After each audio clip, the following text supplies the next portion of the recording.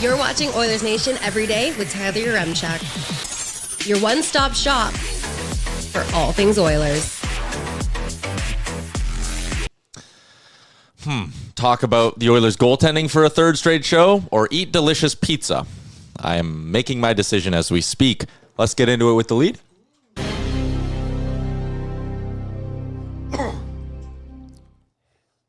Broadcasting 101. Always chew directly into the microphone. Yeah.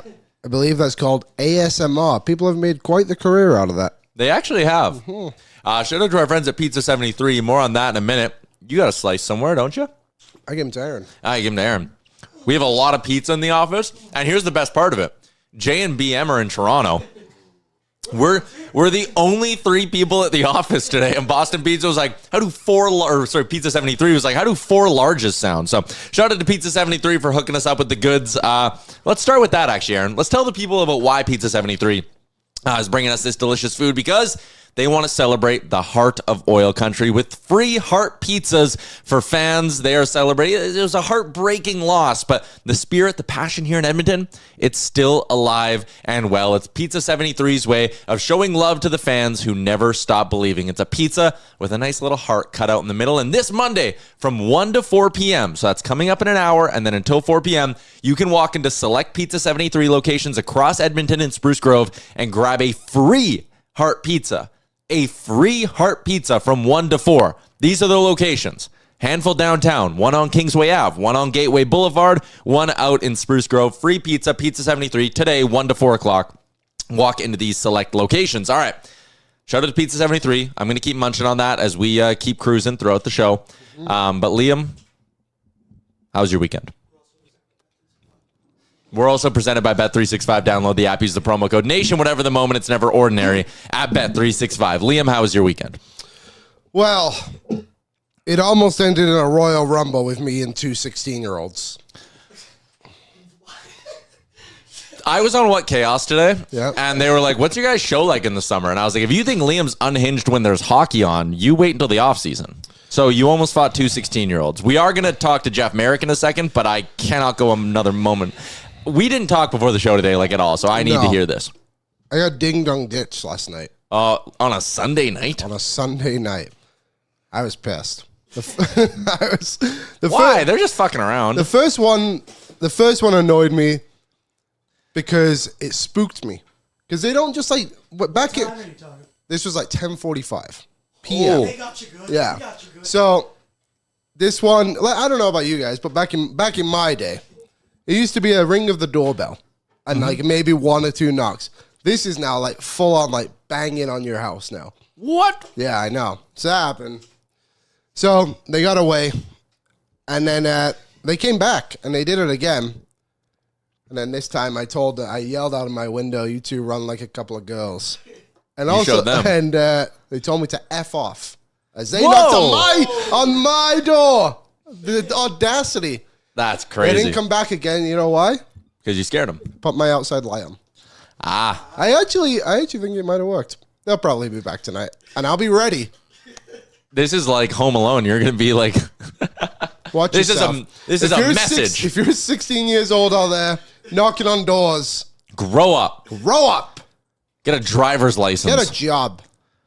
On that note, let's get out to the Star Mechanical Guest Line. It's Edmonton's #1 plumbing and heating company. You can find out more about what makes them Edmonton's #1 plumbing and heating company by visiting them online at starmechanical.ca. We go from Liam being ding-dong ditched to Jeff Marek from The Sheet. Hey, Jeff, how you doing? So I'm doing good. So what we just saw, of all your viewers here, you just saw one man get old right in front of our eyes. Shakes fist. At the moment you shake your fist at a teenager, you officially come over to my side, Liam. You are now officially old. And point number two, it's funny you mentioned Pizza 73 off the top, and good for them for sending along the pies. And I like that little heart center. That's a nice little touch here. There you go. So here's my thought. I was mentioning this on Barn Burner last week. I think I might have mentioned on the sheet too. Not how we started talking about pizza, but here we are. Ever tell you my theory about why pizza is called pizza? No. You ready for this one?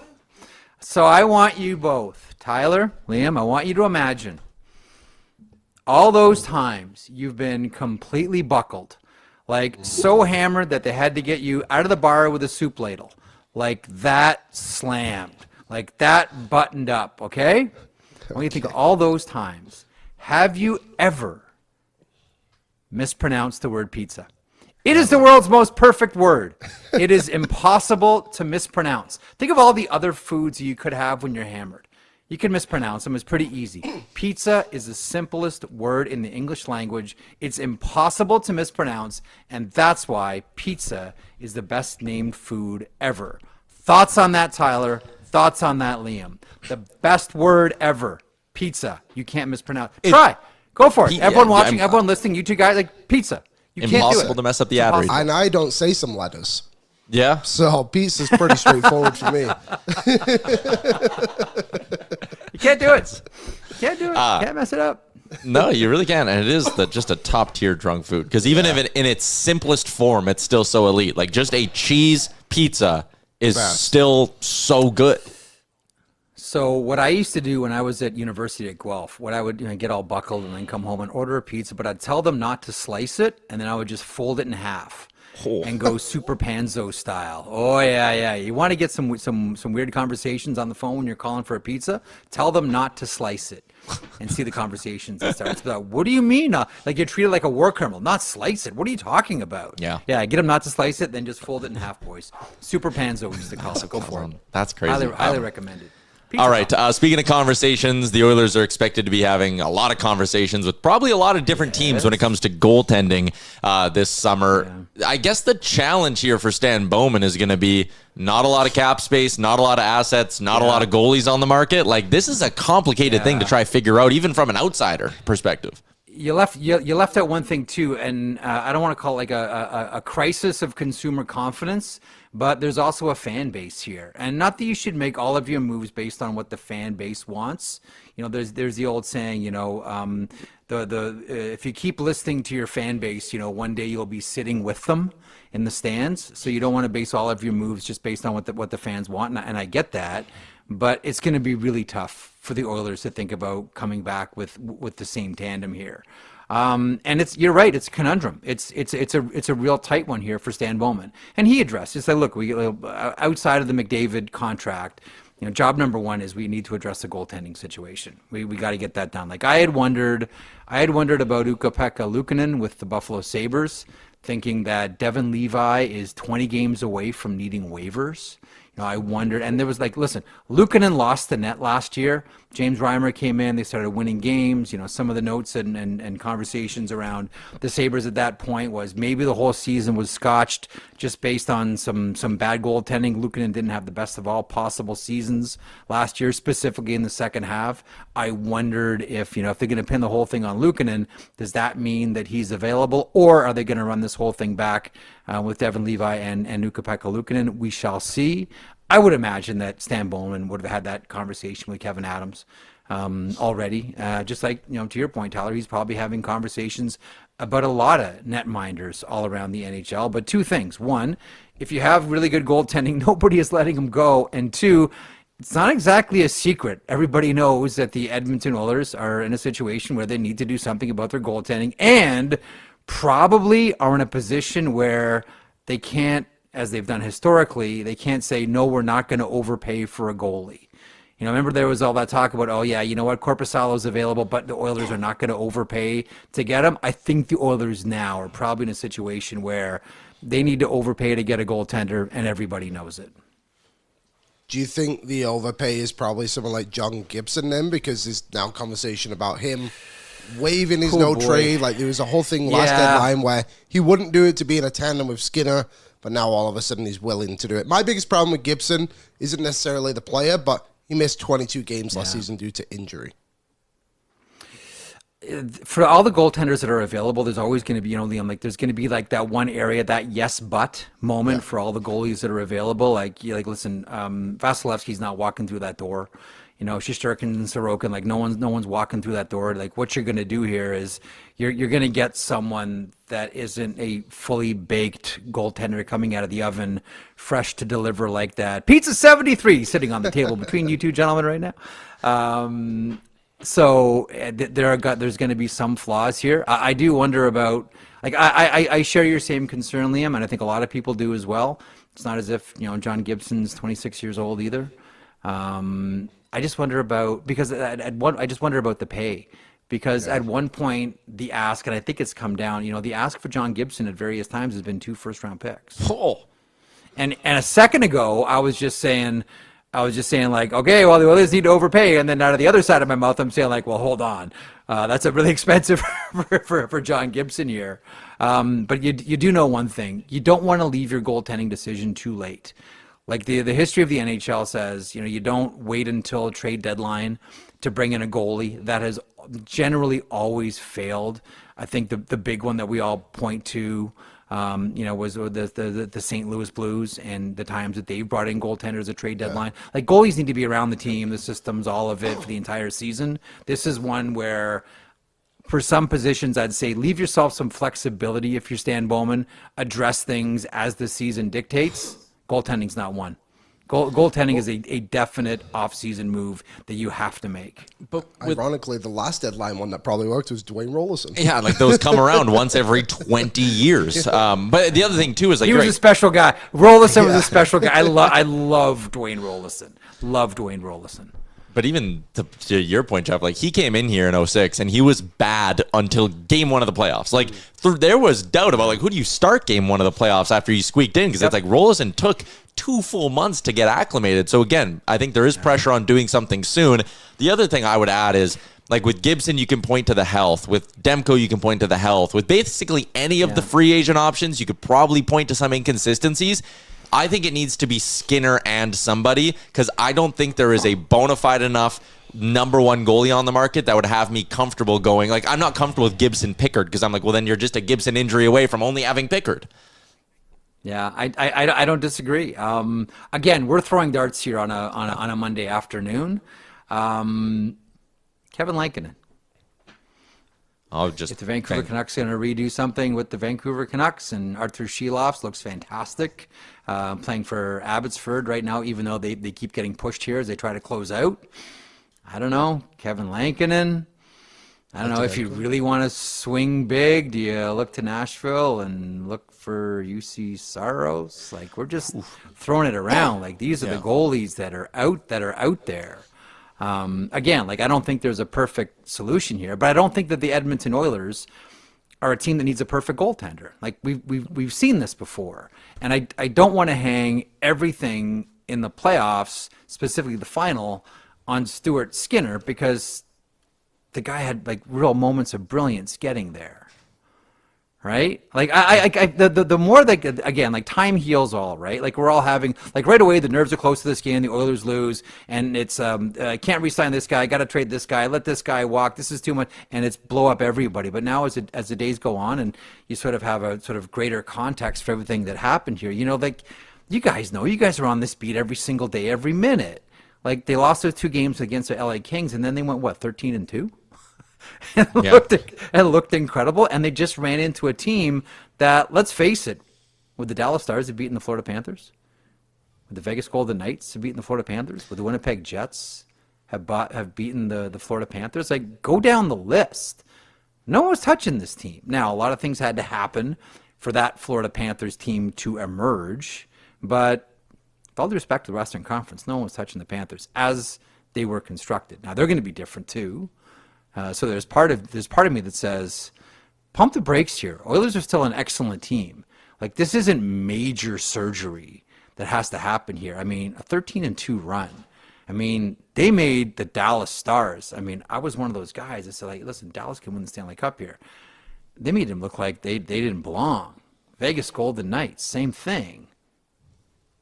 So days go on here, and we have like a greater context for what just happened. I don't think it's anything major, but I do think something has to happen with the goaltending, and I think you need to do sort of enough right now to nudge McDavid past that line where he'll say, okay, I see it, like we all see it. Yeah, that was actually like along those lines of like how good Florida was. That's the big fight I kind of had with Colby Cohen, because on one hand he had his line where he was like, the New York Rangers are closer to winning a Stanley Cup than the Edmonton Oilers, and I know there was more context to his take, but then on the other side I got him to agree that the Florida Panthers are the best Stanley Cup champion of the last 25 years. So it's like, it can't be both. It can't be like Edmonton's miles and miles away from being a true contender once again, and also Florida's the best team we've seen in 25 years because the Oilers are the team that's gone toe-to-toe with them. If you kind of understand my logic on how those two things can't both be true. Yeah. No, I agree. Like, listen, Florida's been a special case.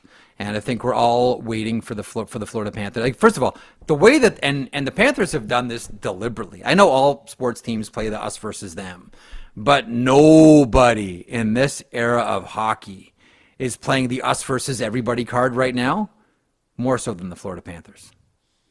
At all.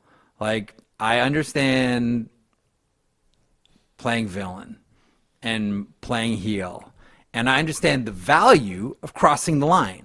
And make no mistake about it, like the Florida Panthers, by contemporary sports standards of decency and blah, blah, blah, blah, like they've way over the line with the nature of these celebrations. But that's fine. But that's great because, you know, that just sort of takes them to a greater height for, you know, one day when there's going to be a fall. Like the Florida Panthers aren't going to rattle off 5 Stanley Cups in a row here. You know, the team that knocks them off is going to be... Like, you remember when the LA Kings knocked off the Vancouver Canucks and they had that great tweet, "You're welcome, Canada," or "You're welcome, rest of the NHL." I can't remember how it was, and it was like, "Ooh, wow! Like this is the first team account to go after another team here deliberately." It's going to be spectacular because now it's everybody against Florida. I think Florida's happy with it, and it's going to be relenting to see what that to see who that team is. But make no mistake about it, it's an awesome team. It's an awesome team. Awesome. Last one for me is on the forward front. Arvidsson and Kane are kind of the two pieces everyone's looking at going like Edmonton will get rid of them and free up $9 million. Do you think there is a legitimate market for either player where like the Oilers get back a 3rd or a 4th round pick like Dallas did in the Marchman thing? Or do you think this is something where teams know Edmonton's in a bind and they're going to make the Oilers pay to get out of some money? Teams know Edmonton's up against it. But like, again, like I always say, like amongst general managers, like there's no secrets. Everybody knows who needs what. Everybody knows who's up against it. You don't need me barking on your show saying, hey, by the way, the Edmonton Oilers would like to do something with Viktor Arvidsson and Evander Kane here. Like, GMs all understand this. Kane brings something very specific to your lineup, and when he's healthy, man, is he ever effective. As we all saw, he kind of went off the rails here with the Oilers, and specifically in the Stanley Cup final. But I've always said, you know, it's an old Peter DeBoer line from the OHL when he was coaching Kitchener and traded for Steve Downey. You know, I'd rather have to tame a tiger than paint stripes on a kitty cat. Like, you don't have to pump up Evander Kane, right? Like, if anything, like he's a guy that needs calming. Coaches love that. Right? Coaches love the idea of like, I can help mold this player. It's the arrogance of a coach. It's like there's the arrogance of a general manager to bring him in the first place. I thought that I really liked, I know he scored the goal in game 1 and we all looked at it and went, hey, great shot, but Bob's got to have that. Mm-hmm. At the same time too, I did like his work along the boards. I've always liked Arvidsson. It's funny too, because I've always looked at Arvidsson and said like, that guy's a friend to open ice. Open ice is his like best buddy, but I thought he was really good on the boards too. I thought at times like especially against Vegas, like him and Podkolzin against Vegas along the boards, Podkolzin hitting everything that moved. I thought they're really effective. I thought they were really good. I don't necessarily think that you have to get rid of Viktor Arvidsson at all here. Again, like I know it's a Stanley Cup final, it's a big stage, and everybody saw it. I'm at the point now. It's like the different stages of grief, right? Like I'm at the point now where it's like, okay, don't overreact. Are you guys there yet? Are you at the let's not overreact here stage? Or are you still like firing bodies out the door? I was there during the series, to be honest. I just think you watch it and it's like, I don't even feel the same way about this team as I did last season. And we talked about with the players who, and you could see like last season was like pure heartbreak. You could kind of feel that they were going to win. But watching game 5 and then watching half of game 6 until I turned it off, you were kind of like, this team is just way too good in Florida. And I agree. Like, I don't think they need to overreact. I've always been someone who's like pro Stuart Skinner. He beat 3 other goalies along the way, along with Skinner, Pickett, And then you ran into Bobrovsky. Like, there might have been one goalie in the NHL the others couldn't beat, and unfortunately it was Sergei Bobrovsky. And that's just what happened. And I wonder, Jeff, like, and we talked about this earlier last week too, like, do you think they need to go out and find, like, another legit top six forward? Like, I know we're talking about Kane and Arvidsson and, like, what they possibly could be, but, like, say you just shed both those guys, you got $9 million there. What if they just went and bid on Ehlers, for example?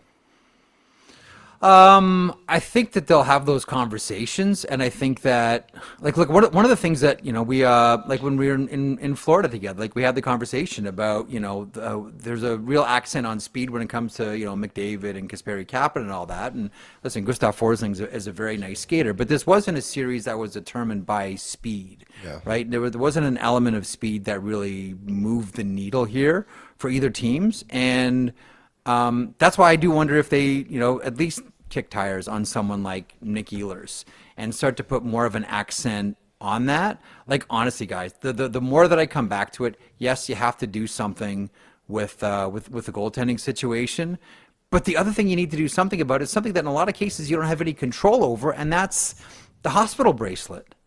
Like, again, ifs and buts, candies and nuts, we'd all have a Merry Christmas. I get all that, and injuries are a factor in playoffs and in all sports, but how different is this if Zach Hyman's in there? How different in this is if Ryan Nugent-Hopkins, it doesn't have a busted paw? It's all different, you know. Totally. And I'm not someone that just shrugs it off and says, well, everybody deals with injuries, just suck it up, Buttercup. Those are big injuries for this team against a team like the Florida Panthers. You know, I'm at the place now where I'm wondering if, you know, like someone like Corey Perry, for example. I hope, for Edmonton's sake, first of all, that Corey Perry comes back because he was really effective with this team, but that if he does go, that it's for a lot of money.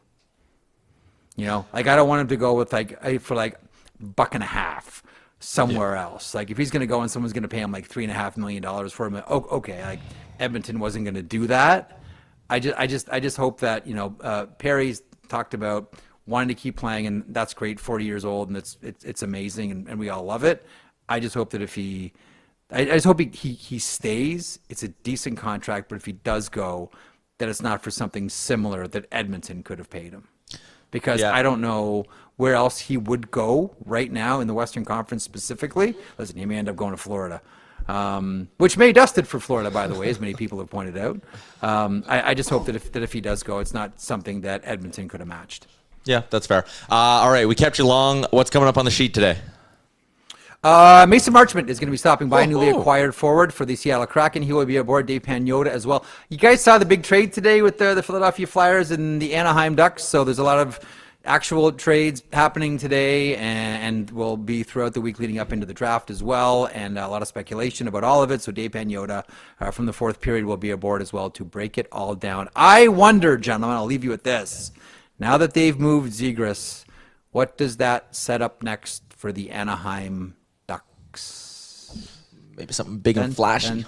Yep. They got That's what I'm thinking. Boatload of cap space. So, yeah, definitely a team to watch. Yep. Jeff, thank you very much. He's coming up 1 o'clock Mountain Time. Daily Face-Off YouTube with the sheet. See ya. See you, Jeff. Try to mispronounce pizza. I dare you. Bye, boys. Pizza. I could never. See you, Jeff. Hockey fans, get ready for an in-depth look at the future of the game. The Sheet Draft Special is going live on Daily Face-Off YouTube channel on Friday, June 27th at 7 p.m. Eastern, hosted by Jeff Marek. That guy was just on our show. We're bringing you real-time coverage for the 2025 draft, diving into every pick as it happens, from top prospects to surprise steals to team strategies to player potential. We're breaking down the entire night with expert analysis and insider insight. Don't miss the Sheet Draft Special live June 27th at 7 p.m. Eastern Time on the Daily Face-Off YouTube channel. Subscribe now so you don't miss a moment. Brought to you by the Nation Network. There you go. Thanks, buddy. Allowed me to finish my pizza. There you go. Teamwork makes the dream work. Shout out Pizza 73. Great friends at Pizza 73. Very excited to have them on board. Their pizza's so good. Yeah, I remember when I lived here in 07, and we used to have Pizza 73 all the time. Do you know why? Why? Because it was the only phone number we can remember. But also, it was also the only site, the only pizza company at the time you could order online. Really? And in England, you couldn't do that. So we were very amazed by the idea. It was great. Love That pizza also with food. lines up with what we talked about earlier. What is your favorite all-time jingle? Because I said Pizza 73. Cough. That's up there. Yeah. What was the others? We had Liberty, Liberty. and Cost Less and Wetaskiwin. Oh, Yeah. That's a classic. Oh, the legend of the Chevy Farm. And then the big I don't thing know was that one. Chevrolet. That one's good. But yeah, 473-73-73. Pizza Oh, 73. Yeah. 473. Classic. Yeah. Yeah. It's the best. Yeah, that was huge. If you want to, obviously the sheet, great program. Huge guest today, like you just said, Mason Marchman. That's crazy. If you just stay on this show, once it kind of ends, instead of closing your browser, you'll be redirected directly into the sheet. And There you go. He usually gets guests on right off the bat, too. Alarm Force. Yeah, that was another one I was thinking of. Is that the one where it's like Alarm Force is traded on there? Yeah, I think it is. What Just about like, that? protect your house. Also, buy some shares. It's not a jingle, but the one that's just like, my God, why would anyone do this? But the diamond and diamond. Goodness gracious. Talk about intimidation. I feel like I would have to call them because Yeah. they would come and beat me up if I didn't. I forgot to say off the jump that we come to you live every day from the Sports Closet studio. From jerseys to hats to the legendary foam finger, you'll find it all and more at the Sports Closet. 3 locations in the Edmonton area. Sportscloset.ca. Get geared up for ball season, maybe, whatever you need. Maybe you want to drown your sorrows by spending and buying some fresh Oilers gear. You can do it all Maybe. at the Sports Closet. All right. Go get an Elks jersey. Yeah, there you go. That'd do for a win. 0-2. Wow. As long as they don't got 0-7 to start, we'll be great. Yeah, I mean, they almost turned it around last year. I want to get to some of your comments in the YouTube chat. Brought to you by friends at Odd Company Brewing and the Nation Beer Everyday Lager, a crisp, clean lager crafted not just for game day, but for every day. How about this for a night? Me and my friends won our softball playoff game on Friday. Odd Company, the Ritchie location, was a 6-minute drive away. Celebratory beers on the Odd great. Company patio. Does not get any better than that. That is really Shout out to good. the Nation Beer Everyday Lager and Odd Company. A lot of comments in the YouTube. You guys throwing out a lot of names like Hurt Albertan, Ilya Samsonov. Like, here's the problem with the free agents. They all suck. And like, listen, I like Jake Allen, I do too. but here's the thing. When you hold up Jake Allen next to Dan Vladar, Ilya Samsonov, and Anton Forsberg and Alex Lyon, Jake Allen's the belle of the ball, baby. Yeah. And you don't think even though he's 34, you don't think he's going to get paid like the belle of the ball? Do you remember, I'm sure it's the movie Horrible Bosses, where there's the girl who looks very attractive, but she brings out all her ugly friends. Yep. And then they just go in and close it on her, and she's actually pretty ugly too. Mm-hmm. That is, was it Hall Pass? Right, thank you. That is Jake Allen. That might be Jake Allen. Solid goalie, do not get me wrong. Yep. If the Oilers had... If Stuart Skinner was what he was 2 years ago when he had 914, Yeah. and they were like, hey, we're going to get him a really, really good backup this season who's going to come in and win us a lot of games, Jake Allen would be the guy I'd look at. Unfortunately, they're not in that position. So Frank and I on Daily Faceoff Live today, we threw together, we asked for mock trades from people. And there were 2 mock trades that Oilers fans had sent in. Oh. And I think there are, as much as Marek just said, the ask is 2 first-round picks for Gibson. And I mean, granted, John Gibson, if you're trading for him, you're doing it with the belief that, like, he is going to be a legitimate number 1 for you. Yeah. And on top of that, John Gibson has 2 more years of control this year and next year at $6.4 million. 6.4 is a gross number. But the trade proposals people sent in, I'll find them here really quick. One of them was, would you trade a first-round pick and Calvin Pickard for Jordan Binnington? And that one, like, I'd be... and then you're running Binnington, Skinner as your duo. I don't hate that. But there was another one, man, that was the Oil, and this was from an Oilers fan. Their name was Wallman's Walmart. Oilers get Demko. Oilers give up Bo Akey, Sam O'Reilly, Viktor Arvidsson, and a first-round pick. What the fuck? No goalie in the history of the NHL has ever gone for that much. No. I have to do this every time we talk about trades. When you make a trade, you do not have to give up your best prospects in every single deal. No. Last season, the Oilers got Jake Wallman for Carl Berglund. Mm-hmm. I know there's a pick in there as well, but you basically can just throw a contract in for the most part. Trevor Zegras today, who was on the cover of an NHL video game, was traded for Ryan Poehling. I know he's not a prospect, but it just shows that, like, I don't think teams actually have that much interest in necessarily the prospect, but it's more of like the picks they could get with those prospects, if that makes sense. So that is a lot, and I would not do that. No, it's an awful, awful trade. If you give up that, like, that would be an overpay for Jason Robertson. Yeah, that would be pretty close. Yeah. I just like... But, like, who was the last big-name goalie to get traded in the NHL? Mackenzie Blackwood. Okay, and he was a first-round pick, Kovalchuk, or whatever his name was, Jonathan Kovalchuk. Is that his name? Kovacevic? No. There was someone like the that. Blackwood deal to this year to Colorado? Yeah, there was someone with a K. It was Alexander Gorgiev, Nikolai Kovalenko, a fifth and a second. And again, like, relative to other goalie deals, that was actually a bit much compared to what Marc-Andre Fleury won the Vezina. I know that was cap related, but still, Marc-Andre Fleury won a Vezina and they, like, punted him out the door the next year for nothing. And obviously Gorgiev's in that deal as a cap dump. So you just balance it out there. So you see it as like a second, however old that player is. I think he's an NHL player. But, like, that Blackwood deal of a young-ish forward, a cap dump, and a second-round pick, that's the Demko trade. Yeah, pretty close. Like, if you're the Oilers, you ask me to, like, actually cook up a legitimately fair and honest deal for Thatcher Demko, it's Viktor Arvidsson, Edmonton's second next year, and pick any B-level prospect off the team. Someone put in the chat there, you don't have it up, but it was feeling like Randy Gregg. Weird. He said, what did Ottawa trade for Olmark? Mark Kaselik, Jonas Korpisalo, which was essentially a cap dump as well, and a first-round pick. So that, if you want to put it that way, how old's Kaselik? Olmark got a new deal, a new 8-year extension with the Sens right away. Yeah. Right away. Yeah.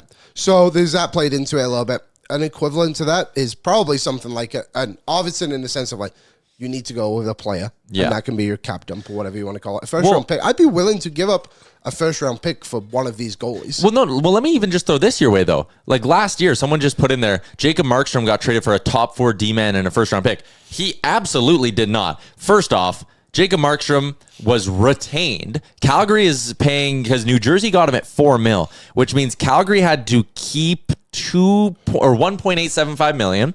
And it was a first-round pick, and Kevin Ball. He became a top 4 defenseman because they didn't have anyone to play top 4. He's a top 4 defenseman on bad teams. He's an NHL defenseman. He's Ty Emberson. Yeah. Maybe a bit better. But he's also he's older and more experienced, but for sure. $1.875 million retained, and a first-round pick for Jacob Markstrom last summer, who, by the way, 35 years old. If you go to Vancouver, and again, Demko does not have a deal past this year, $5 million pending UFA. If Vancouver kept $2 million and knocked him down to $3 million, I would trade a second-round pick and something else. Second-round pick in Arvidsson. Keep $1 million, second-round pick in Arvidsson, the money's even. Boom. That's your deal. But, like, the comparable to Jacob Markstrom, retained almost $2 million, first-round pick in Kevin Ball. The goalie trades aren't as with extravagant as people make them out to be. That is for sure. There's just the issue isn't that the Oilers don't recognize that they need another goalie. The Oilers recognize it at the deadline. The issue is there's just not a market. There's not a lot of guys who are available. And I know a few people have said Swayman over our last week of our shows. We haven't spoken about it a little bit with DJ. The problem with Swayman is, like, I've thought about this a bit this morning. So hypothetically, you get into a situation where you have Swayman and Skinner are your 2 goalies. And Swayman, what does he make? $9 million? 8.25. 8.25. What if Skinner just simply outplays him? And then all of a sudden, you just have Stuart Skinner, who has just outplayed your $8.25 whatever million goalie, and Swayman, who's like, well, I want more. And then you have to let him go. You know what I mean? Oh, I don't want Swayman at all. I'm out on him too, and that's why. It's just because, like, you run into that factor of it. I do like Demko, obviously, and similar to what I said about Gibson, the injuries are a problem. And it's because I would think more of a problem with Demko almost than with Swayman. But, like, sorry. So this Randy Gregg gentleman goes, wow, Tyler has years of experience now with Frank, rubbing off on his quality of predictions for trade value. But, like, my prediction is based on facts. Mackenzie Blackwood was a second-round pick, bottom six forward, and a cap dump. Yeah. Jacob Markstrom, who Calgary had to retain on for 2 full seasons, got a first and Kevin Ball. The idea that Thatcher Demko, with no money retained at $5 million, coming off an injury, whereas Markstrom is coming off being an elite goaltender, Demko coming off an injury does not cost, in a normal year, normal market, anything more than a second-round pick. Trevor Zegras just went for a second-round pick and a bottom six forward. Yeah. The idea, and where I'll maybe move a little bit here to your side and come closer to you, Randy, is this is not a normal market. It's a weird one because of the cap. Because of the cap, and there's not a lot of goalies on the market, right? Mm-hmm. There aren't a lot of goalies on the market, but who legitimately needs a starter right now? Edmonton? Playoff teams? Well, Columbus wants one, but they have 3 goalies on their roster. Yeah. Detroit has Mrazek and Talbot, but they probably want one. Philly needs one. Philly and Edmonton. And then maybe to Columbus and Detroit. Everyone else is shopping for backups. Utah, Montreal, they're shopping for backups. Pittsburgh's maybe shopping for a third string. So you can look at that kind of 2 ways and be like, everyone knows Edmonton's the one who's paying this summer. Yeah. But also, if, Philly isn't going to be in a rush. I think if Philly doesn't get someone at a decent price point, they might just be like, Fedotov Arvidsson again. We'll fix it later. Mm-hmm. Detroit will sit there and go, Talbot, Mrazek, we're paying them both. Fix it later. They'll also just say, let's wait for Kosa. Yeah. Yeah. Columbus will say Jet Greaves and Merzlikins. Jet Greaves was great. He's 24. Fix it later. Edmonton's the only team who is legitimately feeling pressure to make a move. But on the other side, if you're Vancouver and you go, we have to get something now for Thatcher Demko because we know he's leaving next summer, or we're worried about him getting hurt and not being able to help get us anything at the deadline, then you kind of have to trade him now. And if you're Anaheim with John Gibson, you're maybe getting to the point where you have to trade him now. And if you keep going down the line of the other trade guys, right? Yeah. I don't know. There's not a lot of dance partners, but there's not a lot of people looking to dance. I do wonder, and I'm probably wrong on this, which won't be a surprise to many people. I wonder how much value Evander Kane can get you in a goalie trade in the way of he's still a reliable NHL player. He's a top 6 forward, I would think. Would Joel Quenneville in Anaheim not look at Evander Kane and be like, I can get the most out of him in the contract here? Then you go to Anaheim, hypothetically. You say, okay, we'll give you Kane, second round pick, whatever. Whichever pick you want to throw in there. That's not a first, I would think. I think Kane would be able to bring that down slightly. And whatever prospect you want. Whatever. Yeah. And then just say, can you just bring the cap down on Gibson to what Kane is? And we'll flip it that way for you. You have to retain, I think it would be close to just under $1 million, if I'm not wrong.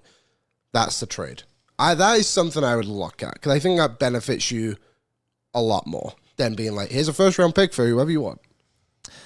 I don't there's a lot of Demko hate because of the injuries, and I get that. I don't know how that doesn't go on Gibson. Thank you. Gibson also gets hurt all the time. So if you don't like Gibson because of the injuries, and you don't like Demko, get ready to pay out the nose for Hofer or UPL, both of which are unproven still.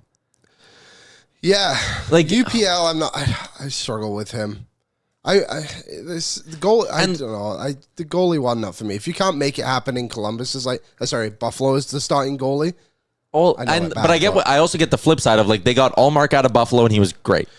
Yeah, he went to Boston in a really good spot. Yeah. Oh, those are great too. But UPL and Hofer are also, in a way, just Stuart Skinner. Yes. If you want upside, there's risk. There is. I know Jeff brought him up. I can't see Saros being on the market. And I can't see Sorokin. Everyone loves to throw Sorokin. Sorokin's not going to be traded.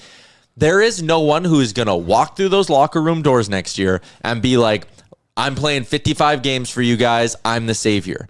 They might find that guy, but there's no one on the market who presents that as a guarantee. Whatever route you want to go, there's going to be risk. So, do you get Thatcher Demko and run the risk of he might get hurt, and because they're going to waive Pickard and Pickard will go down to the minors or whatever. If Demko gets hurt, we're right back to square one. Okay, that sucks. If you trade Stuart Skinner to get one of UPL or Hofer, and one of them gets hurt or isn't that good, then what do you want? You're back to Pickard being your starter with no safety net. The smart play, I think, is to go get I think it's to go get Demko. I think Demko's the guy I'm going to throw myself behind here. and be like, at least when he's healthy, Vezina caliber. And that is not an exaggeration. This guy is legitimately a Vezina caliber goalie when he's healthy, and he's 29 years old, so there's lots of good hockey left in him if he is healthy. I'll trust whatever physical I can get done on him, and I will trade something to get Thatcher Demko because the upside there is so good, and he doesn't come with the commitment to John Gibson, which is $6+ million for 2 more years. It's 1 year at $5 million. If you love him, you sign him. If he's hurt and he stinks, you let him go or you sign him to a dirt cheap deal. Demko's the best of the bunch, but there's not a slam dunk good option out there. He's also from California, which could help you in a way when it comes to if it works out and he wants to stay. He's not far away time from zone. home. So, but like people keep Could be an saying option. when he's healthy, and that's a huge win. Yes, 2 of the last 4 years though, he's started north of 50 games.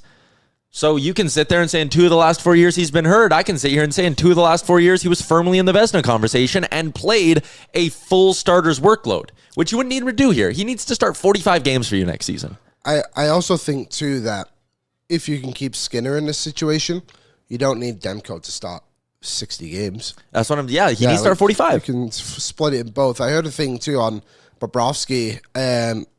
They taught him that like, or let him know kind of more than taught him that like he doesn't need to play 60 games a year. He's just got to take a few games off. And if you look like at the start of his career in Columbus when he was obviously winning Vezinas and stuff, like now that he's gone on, like he's playing less and less games every year. And that it really does matter. But it's an interesting conversation because I don't think anyone's necessarily wrong because there's nothing really out there other than Gibson that insiders have been like, this is who the others are going for. The free agents market also stinks. I'm also just going to say it one more time because there's so many of you in the chat and then we're done with this. We are not discussing Carter Hart on this show until we find out if he's going to jail or not. I can't believe that needs to be said. He is on trial for sexual assault crimes. Probably don't plan your fucking offseason around that guy. I know. I wanted to bring it up as well, but it's just like, can we just move on? Stop acting like nothing's happening. Like this is a very serious matter, and the courts are going to deal with it. And then, hey, if it results that he's innocent and he becomes a free agent, we will talk about it at that point. We will talk about it if it's realistic. For now, he might be going to jail. You don't trade for Thatcher Demko because you cross your fingers and go, boy, I hope Carter Hart's lawyered it. Like, and even then, if he is whatever the word is and he doesn't go to jail, I'm still not sure I want to sign that guy. Yeah, that's what Amanda just said too. Is I don't even know if I want him. I would agree. I also fuck, people are so annoying with this shit. Yeah, I know. I'm with you. It's not like he's on trial for tax evasion either. I was trying to ignore it, but it's not like Evander Kane's like bankruptcy hearings where you're like, whatever, like he's a mess financially, but we'll give the guy a second chance. Like he could be going to jail for like, I don't know if you all followed the trial, some pretty fucked up stuff. Yeah. Pretty disgusting. Pretty gross. Not good. Not the characteristics I'd like in my locker room. And we ripped them for Jake Virtanen and they deserved it. Yep. Again. Anyone else brings them up, you're in a timeout for the rest of the day. Because it's just like, it's so pointless to talk about it right now. It's so pointless. Okay. The news. Brought to you by our friends at Pizza 73 who dropped off some delicious pizza. Liam and I are going to go get even more after this. After I do real life, of course. Shout out to Pizza 73. They want to reward Oil Country's love of the oil, really. They're celebrating the heart of Oil Country after an incredible season on the ice with free pizzas from 1 to 4 p.m. at select locations across Edmonton and including one in Spruce Grove. Check out their locations right there. I believe this is today. This says this Monday, so it's today. There you go. Walk in only, 1 free pizza per person. Hit up one of those locations. Here's a good one. Brian, Alex Tuck anyone? So here's where I'll go, Brian, with the idea of trading with Buffalo and why it's very difficult for the Oilers. Do I agree that Alex Tuck would look just fucking fantastic on Leon Draisaitl's right wing next year? Yep. And he says get Tuck and UPL. Do I agree that Buffalo presents just a wildly interesting one-stop shop for your 2 biggest needs, which are impact forward and starting goaltender? Yeah, both Tuck and UPL could definitely do that. The Oilers and Sabres are just not good trade partners. No. Would they want Viktor Arvidsson? No, because they have Zucker and Greenway, and they got guys who are Arvidssons. They want young players who can make an impact now. They want right shot defensemen, is what Frank has said their number one need is. They aren't overly interested in futures. Also, if you're building a massive package that involves a high-end prospect and a first-round pick, it has to be Sam O'Reilly because Buffalo's not taking back Matt Savoy. Or it's Bo Akey, which I could see that if Buffalo wants Bo Akey and views him as a guy who can be their, right shot defenseman in a few seasons. But is Bo Akey in your 2027 first-round pick plus a cap dump, which again, maybe it's Arvidsson, so you have to convince them to take him, which diminishes the value of what you actually give them that they want. Is a first Bo Akey and Arvidsson enough to get both Alex Tuch and UPL? No. Probably not, yeah. I don't view the Oilers and Sabres as good trading partners. And sadly enough, I don't view the Oilers and anyone as that good of trading partners because they don't have assets. They have assets. They just don't have as many to they got to be careful with it because you can make a trade this summer, but you can't make too many because then you don't have enough assets at the deadline. They've got to walk the line, and you don't need a perfect roster going into the season. So make sure you've got your bullets in the chamber come trade deadline and figure out what you're going to do there. So I do think the Oilers will make a move. Yep. I don't know what it'll be or who it'll be, but we'll get there. Well, so to tie it into the news, Trevor Zegras gets traded today. He has one more year on his contract at $5.75 million. And then he is an RFA, and he has 2 more years after this one of team control. Then he is a UFA. Zegras goes from the Ducks to the Flyers for Ryan Poehling, a second-round pick, that's pick number 45, and a fourth-round pick in 2026. Trevor Zegras, early on in his career, was going to be a part of this exciting next wave, right? It was Matthews and Caulfield and Zegras and all of these guys. He's plateaued. Yeah. Injuries are a part of that. General production, one-dimensional. A lot of things are the reason why Trevor Zegras has seen his value fall off. But in his first full season in the NHL, he had 61 points in 75 games. In his second season, he had 65 points. And he's only 24 years old. Yeah. If the Edmonton Oilers were a team, and I would not have wanted Trevor Zegras. I thought about it. I just don't think he really fits with what you need. But this is the kind of career arc that the Oilers should be licking their chops at if they can find another one somewhere. Because I love Philadelphia doing this. They have 4 fourth-round picks and 3 first-round picks this year.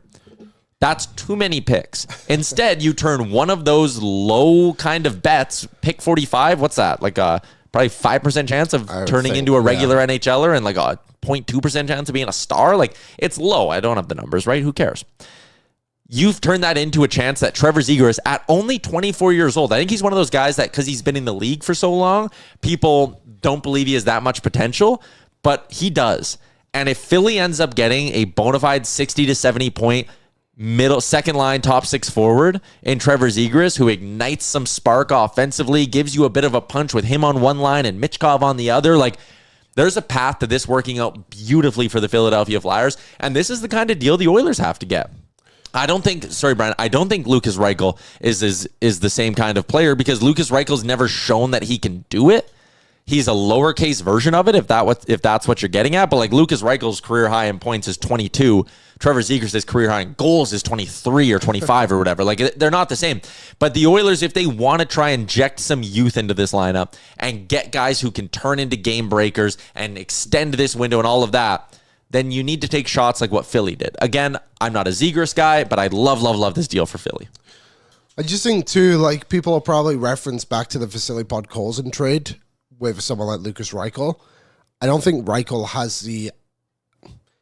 If Podkolzin's not scoring, he's hitting, and he's working hard in that way. I don't think Reichel's that kind of player, so not someone I'd be taking a risk on, but I don't know. When you look at Frank's trade board, there's obviously not a ton of guys. Everyone's going to point to Bo Akey, but Marco Rossi, I find him as an interesting case. Undersized. I question if he's a true impact guy. If Minnesota, who drafted and developed him well, are putting up their hands saying, we don't think you're anything more than a third-line center when we contend, that's got to be a little concerning, no? And I get that, again, you got to take shots on those guys and hope that their organization's wrong on them and a fresh start kind of sparks them up. He's just coming off a career high. 82 games, 60 points, 24 goals. 60 points is legit. He's not nothing. No, you're right. You know, he got traded at the deadline, and he kind of became like a fan favorite of ours. But like a guy like Tommy Novak is someone I would have taken a stab at. I know he's older, 28, but like Why'd he get traded? He got traded to Pittsburgh at the deadline for bunting. Oh, right. Machelli, we talked about him last week. Again, just from the perspective of like he's 24. Does he have a second gear that he gets to in a second on a second team? Undersized scares me, but. Have you seen the list, Aaron? Do you have the list? Trade targets? Yeah. Yeah, we can flash it up. That's the other thing, too. And I mean, again, there's a few guys that fit that mold. The top 4 of them that are all those guys who who have the upside to become something. I don't know if I would touch either of the defensemen. I don't think the O's are going that way, but Peterka and Rossi, I think, can be both legit top 6 players for a while. Yep. I agree. I just think, again, I don't think they have the assets for Peterka. They might have the assets for Rossi, but I'm hesitant on that. Go to the next. Do we have the next group of guys? I mean, like an Isaac Howard. What's he cost, though? I don't know. Yeah, it's probably not a lot. Like, we kind of do this all the time with these sort of players where, like, you know, remember when Elias Anderson was on the block? Well, what did Rutger McGrody go for? It was Braden Yeager. Yeah, so another first-round pick. So, like, would you trade Sam O'Reilly for the rights to Isaac Howard? Probably not. Probably just keep the guy you know. Yes, I would think so. Stu Arvidsson in a second for Gibson at 40% retained. Anaheim says no. I say no. I also Stu has value. Yeah, like, I don't like get it, Stu. but like we didn't win the Stanley Cup. It wasn't because Stuart Skinner was our goalie. Yeah, no, it's because Sergei Bobrovsky was their goalie. Yes. And the Florida Panthers are one of, if not the best team since 2000 to win the Stanley Cup, like Tyler said. The only team I would put up against them is the Colorado Avalanche, to be honest. I think that team was unbelievable. But either way, Stuart Skinner outdueled Kemper, Hill, and Ottinger. Yep. And they won the cup. Maybe not Kemper. We'll take that one out of there. Mm-hmm. Either way, he did a decent job to get you there. Yeah. And now we just all act like he's worth a bag of pucks. He's not a cap dump because he has no money to dump. He's $2.6 million. He's also 26. Stay with this guy. I'm not saying he needs to be the starter next season. I also agree with you all that they need to find someone. But moving on from him just to get John Gibson, who missed 22 games due to injury last season, is not a recipe for success if Gibson, again, continues to be injured like he has been for the last 2 or 3 years. There we go.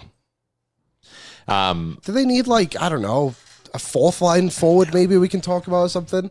Like, I just wish there was a different headline. I forgot what this show is like when we have to talk about John Gibson all the time. Wise Kyle said, Isaac Howard, yes, please, Hobie Baker. You're right. He could follow in the footsteps of other great Hobie Baker winners. Dryden McKay, Scott Perunovich, Adam Gaudette, Will Butcher, Jimmy Vesey. That's only going back 10 years, 9 years. What about the one literally from 2 seasons ago who's now on San Jose? What's his name? They just signed him from Macklin Celebrini. The last 10, like there are good guys. Of course. There are good Hobie Baker winners from the last few years. I'm not trying to, like, I cherry picked a few there, but like I'll go back through the last 15 years of Hobie Baker winners and you tell me how many of them ended up being NHL superstars. So you have Isaac Howard, Macklin Celebrini.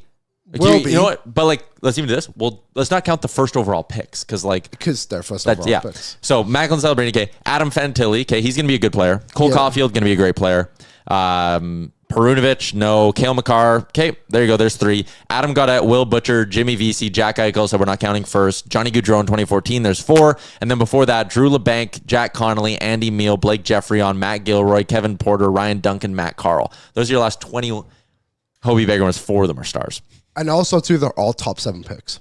Besides Johnny Gaudreau, sorry. Of course, he was kind of the outlier. Yeah. I'm just saying, you can't just look and be like... No, I know. I mean, like, Sam O'Reilly put up 70 points on a London Knights team that won the Memorial Cup, which was more points than Easton Cowan. Yeah, and someone said not count the first overall picks. LMAO, wow. Okay, so sorry. Even if you add in Eichel and Celebrini, there's 6 in the last 20 who are good. Sure. And the whole point of not counting the first overall picks was they were going to be stars regardless. Yeah. It's not like their college careers vaulted them into some sort of superstardom. Totally agree. I think Isaac was a really good player. Yep. I just don't know. I don't know. Like, what's the difference? I honestly have no idea.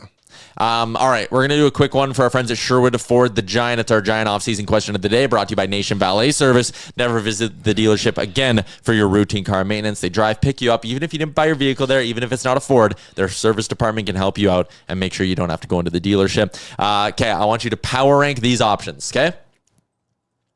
Demko, Gibson, Hofer, Allen, Forsberg, Lyon. Hold on. Demko, Gibson, Hofer. Yep.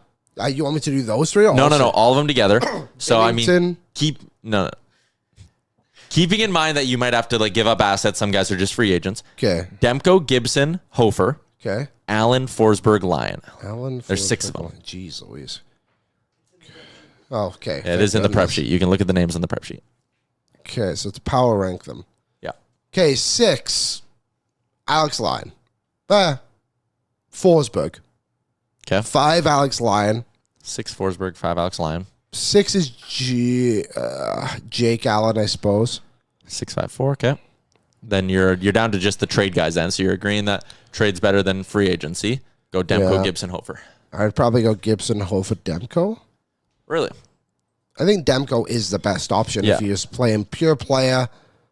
Hofer has the upside. I just still don't love. I don't like Gibson's contract, and if they want 2 firsts. I don't love the 5 other options.